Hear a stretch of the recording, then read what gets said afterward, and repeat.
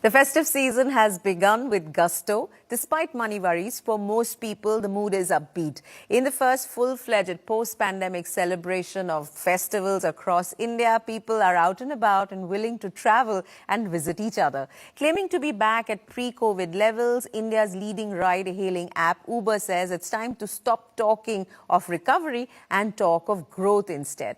To offer us the big picture view on growth prospects, customer expectations in a changed world, brand identity, new initiatives and the competitive landscape, I'm joined by Prabhjeet Singh. He's the president of Uber India, also responsible for the mobility business in Bangladesh and Sri Lanka. Prabhjeet, thank you for joining us on the show. Thank you for having me on the show, Anuradha. I'm a huge fan. That's good to hear. Let's start by talking about growth. I have some numbers that I have seen, and where it comes to auto and moto, which is, I guess, bikes. That's right. You've got some 220% increase over January 2020 and 120% increase again over January 2020 for moto. So this is low-cost mobility. Give me the picture here for growth, explain this, and then let's move to cars.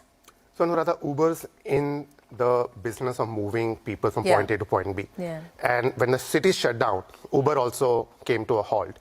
But as cities have opened up and people have started moving out, we have also been on standby and are now seeing resurgent rebound in the business.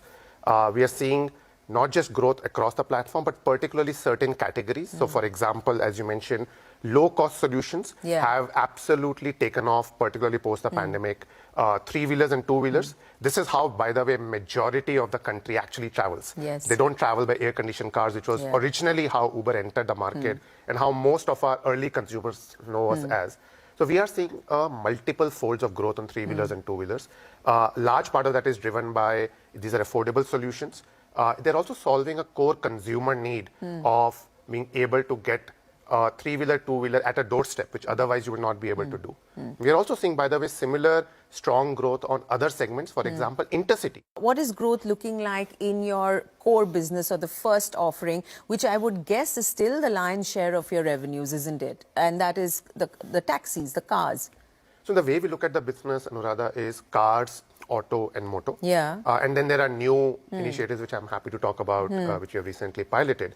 Now in the core cars business, the bulk of the business is in moving people within a city from point A to point B.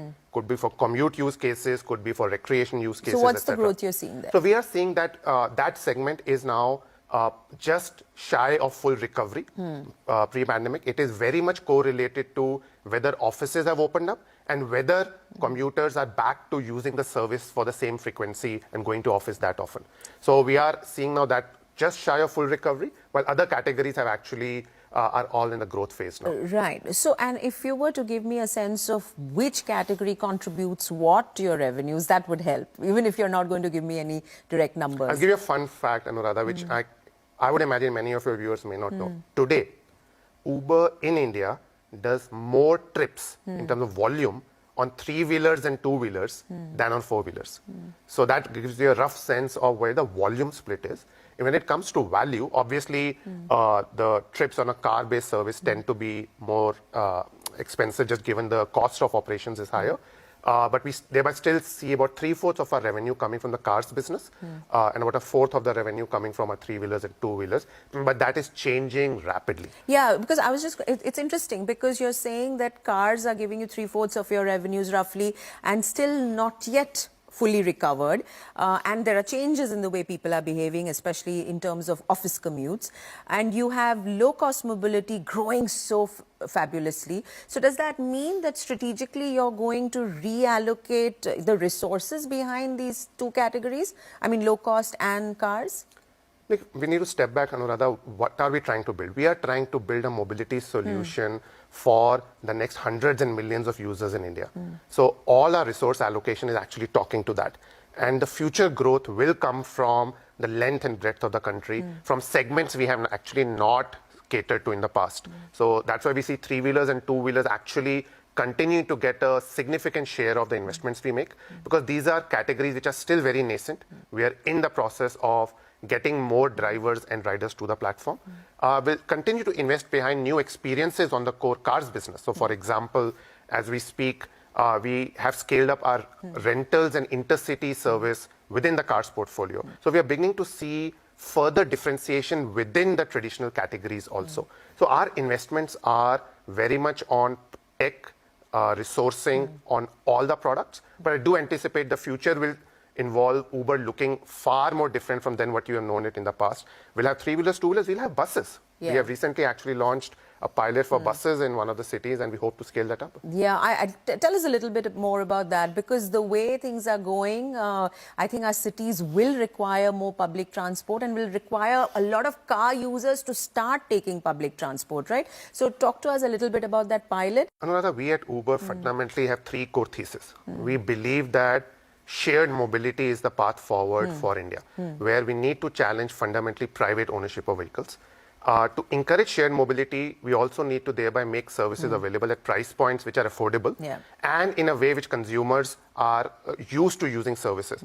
That's why we are taking the same technology and now deploying it in high capacity vehicles or buses. So what we have done now is in select cities, more recently in Gurgaon, we are running a couple of pilots. One of them is with the Gurgaon Municipal Development Authority, where we are taking the buses which are owned by the local authorities and making them available on the Uber app. So these are air-conditioned buses. You get to pre-select the seat. You have a pre-booked seat. You can see the ETAs the same way as you can see for other services on the Uber app. And we do believe this will fundamentally encourage some consumers to go back to using public transport in a big way. We're also running other combinations of these pilots, for example, for corporates, where certain corporates post-pandemic told us that they would like to have the flexibility, the safety, and affordability of an Uber service, but they would like to make sure that they move consumers, their employees, from home and workplace in bigger vehicles. So we are actually running a bunch of pilots around that. I would imagine that if we kind of fast forward 5 years from now, the way I'm speaking about three-wheelers and two-wheelers becoming a very large part of the portfolio, I do anticipate we will see that happen in other parts of the portfolio, including buses. This continues to be a market which pushes us to innovate, and some of these innovations are now being taken global, and that's why India is such a special part of the Uber ecosystem, not just as an incredibly powerful market, but for what we are doing and building here. Yeah, I mean, you know, the cash payments was an India innovation. You had to do it, right, for India. So India makes you, and Indian consumers and customers make people have to rethink and customize the solutions that are being offered in this market. Surge pricing is something that has constantly been debated and talked about. We know the CCI, the Competition Commission of India, earlier this month has asked you guys, all you guys, to be more transparent and self-regulate. We know that the Consumer Affairs Ministry is also, you know, weighed in on this. What is the transparency that you can offer customers when it comes to surge pricing? Because that seems to be something, no matter what the convenience that you'll offer, surge pricing seems to be a trade-off that we are not willing to come to terms with. Anuradha, I do think we are in our 9th year of our operations now. I do think across the ecosystem, from riders, drivers, regulators, and the wider influencers in the ecosystem, there's a very deep appreciation and understanding of what dynamic pricing does. At the end of the day, what we are trying to do is match pools of demand, which is deeply variable, and pools of supply, which also tends to be deeply variable, which has multiple other choices. And thereby the pricing is a balancing factor which plays out. The two core theses we have already deployed. One is we are actually already providing one of the most transparent pricing mechanism. For example, today versus say 10 years back when ride-hailing apps didn't exist, when you open the app, you actually get a estimation of the fare from point A to point B to the second decimal on the app. Second, for some reason, because the route was different or there was a change in the pricing through the trip, you have avenues which are where within a 24-hour window somebody will be available through an in-app request to respond to any queries you may have. Third, there is a very clear transparency in terms of in all the cities we operate in, we make sure that we are compliant with the local regulations. So each city tends to have specific pricing criteria which we adhere to across the board. So I do think this is now a core part and a core acceptance of the ride-hailing category. I think the feedback when it comes from multiple other authorities, we continue to engage and work on that. I do believe that now we have reached a stage where even other industries, for example, Indian Railways, are using dynamic pricing. It has been a part of the hospitality industry, airlines industry for time immemorial.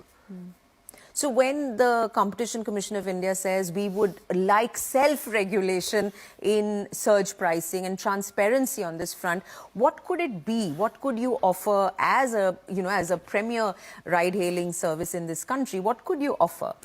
It is too early to comment on the specifics of what the Competition Commission has recommended.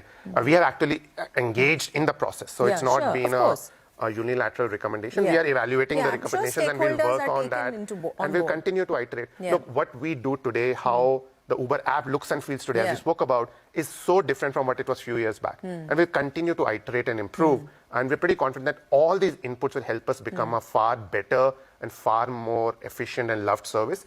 And as we get to serve the next 100 million consumers, the only way they will embrace us is if there is transparency, if we walk through on our promise of reliability and safety.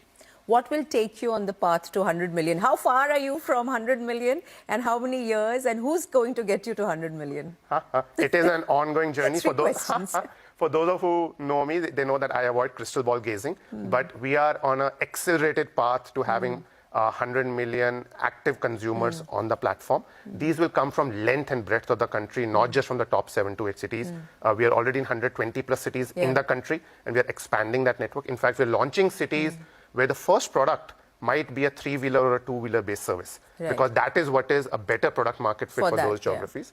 What we're also doing is focusing on 2 or 3 core investments. For example, we are finding ways to partner with other players in the ecosystem.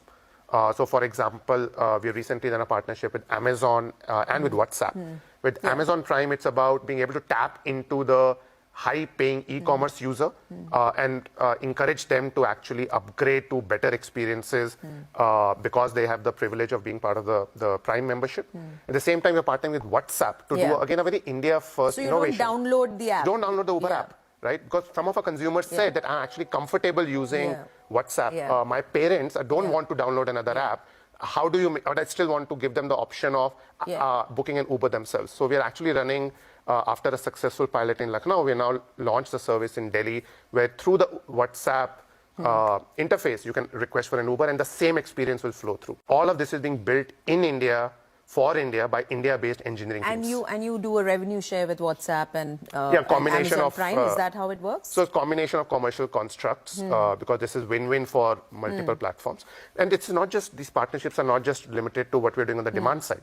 We're also on the supply side. At the end of the day, for us to provide a service, we need to have more vehicles and drivers on the platform. So for example, recently we brought to India one of our largest mobility fleet partner from Middle East and Africa to India, a player called Move, which is committing to putting thousands of new vehicles of different form factors, which will then allow us to provide different experiences to consumers.